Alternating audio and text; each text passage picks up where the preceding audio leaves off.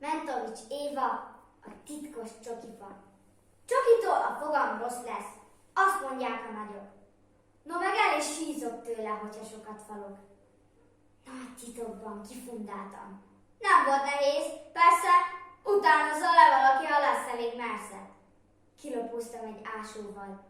Gödröt ástam nyomban, és a névnapi csokoládét a mélyére dobtam. Szitáltam rá laza földet. Kicsit megpaskoltam, s locsolgattam reggel, este, hogy ne halljon szomjan. Csoki csírák bújtak elő, s akár a messzében. Napról napra erősödve növekedtek szépen.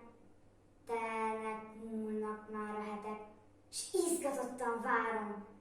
Csoki virág bontsa szirmát a tucatnyi ágon. Jöjjenek az apró méhek. Tüstén, tetre készen. A bőtermés reményében porozzák be szépen.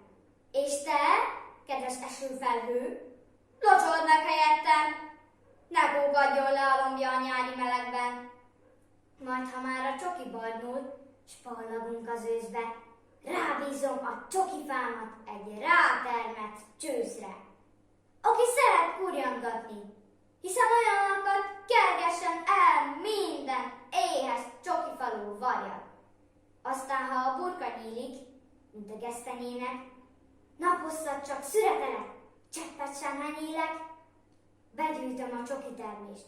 Ne vesztelem kárba, puttonyba, vagy vesszőből font erős karkosárba. Persze mindezt észrevétlen. Ne sejtse meg senki, de ki barát, titokban majd jöhet csokit enni. Nem fajjuk fel az összeset, néhány kell tavaszra. Szükség lesz az ültetvényhez. Jó pár csoki magra.